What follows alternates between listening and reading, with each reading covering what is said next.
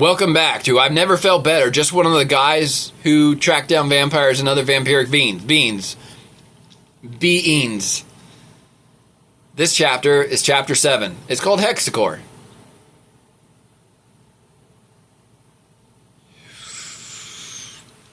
We can't let you leave, Vlad said with his hand firmly gripping my shoulder.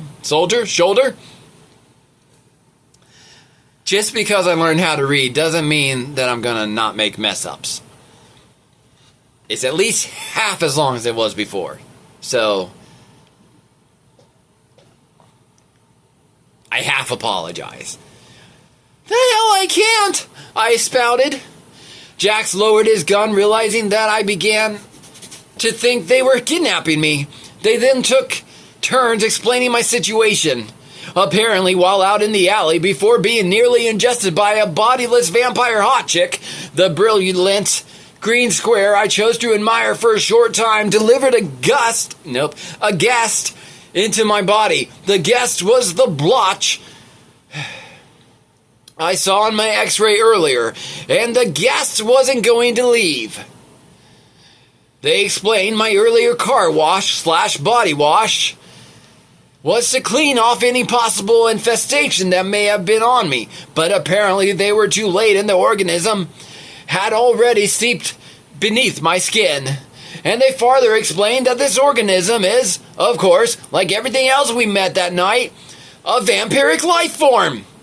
But what's not like everything else that night was that this particular vampire infection took hours, sometimes days, to fully mature and take over the host.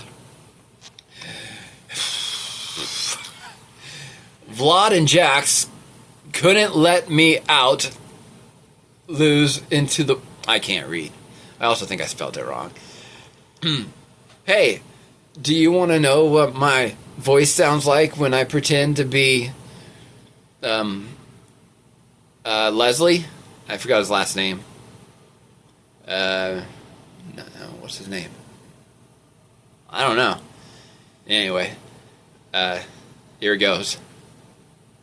Vlad and Jax couldn't let me out loose into the world. No, this isn't it. That's not it. That's not it at all. Vlad and Jax. No. Vlad and Jax. No, this is not even the right context. Vlad and Jax. Vlad and Jax. Vlad and Jax. Oh no!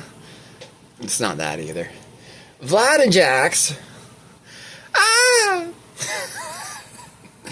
I forgot what he sounds like. Damn it. Anyway, it's my gay voice. Vlad and Jax couldn't let me out loose in the world, knowing that any day I could change and rip people apart. However, I like the idea of ripping out the throats of some of those nagging customers with ridiculous complaints. My toaster doesn't toast donuts. There's nowhere to play my tapes in my DVD player. The customer didn't disable the porn. What's wrong with people? Maybe I'd be better off as a vampire. This isn't in the gay voice. This is just a weird voice. I'm sorry. And I have nothing against anything. Maybe vampires. But, yeah. I was just trying to do a voice. I suck at voices. I'm sorry. Anyway, back to where I was. You should hear my Irish voice. I asked Vlad what would be so bad about being a vampire. He's won and he's learned to not kill. Vlad explained that any and all vampiric beings will start off evil. It's like a rebirth. You come out a new being. However, vampiric entities come out all evil, while newborn babies come out with... The Christians believe they come out with all sin, but others believe the baby comes out as blank and ready to mold. Vampires don't have room for molding. That wasn't really the Irish voice either. You know, I'm just not going to preface what the voice is going to be. It's just going to be what it is. Sorry. With all this news, I have no choice but to agree with my new friends, and I can't be let out into the world if I am like a ticking, blood-sucking bomb. I climbed out of the van with the gun in hand. Vlad pressed a button behind his steering wheel, and the garage door began to rise. The rise of the door was cut short by a loud bang and a sizable diagonal dent along the entire length of the door. Vlad stepped out of the van and joined Jax and I at the side of the van. Headlights shined on our backs and lit up the alley. We quickly looked behind to see a black van coming up and stopped just behind us. The driver and passenger door opened as a beautiful red-haired woman and a blonde version of Jax exited and ran to our side. They were introduced as Lex and Ted. And Vlad briefed them on our situation. The woman, Lex, broke down in tears, while Ted stood still in an attempt not to show emotion and to look strong in front of his fellow warriors. Vlad told them to reach under our driver's seat for the blue goop. They scraped the remaining blue goop out of the compartment and layered their skin. After taking arms and covering our arms in a protective layer, we five approached the garage door. Vlad and Ted slowly lifted the garage door, and the dent was making it difficult.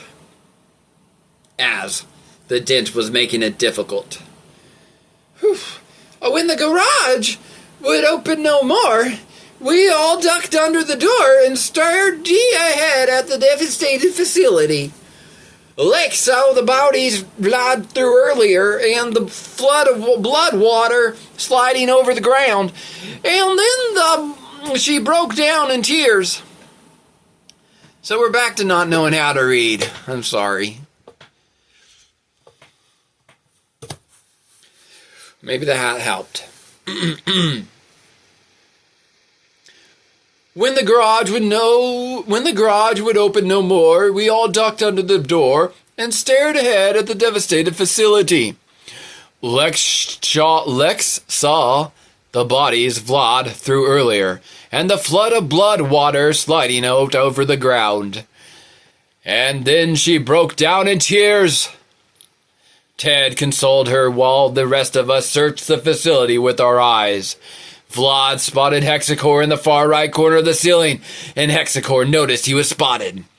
Within mere seconds, Hexacore had leaped across the room and pushed Ted into the garage door, sending the door down on top of Ted. Silver-haired Hexacore now stood mere feet from us, and I noticed his shadow was just not with him.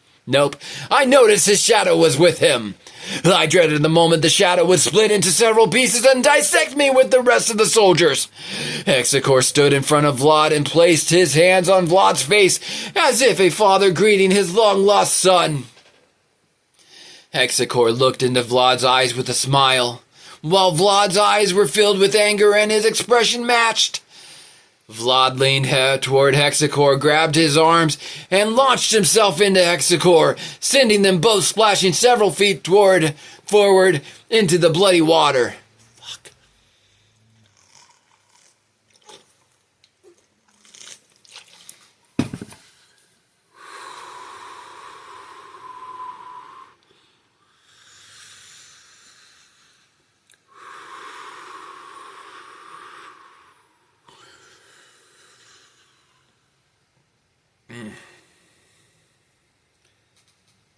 It's possible this is a pressure system thing, because when it's got a storm in a day or two, I sometimes get a headache and feel nauseous.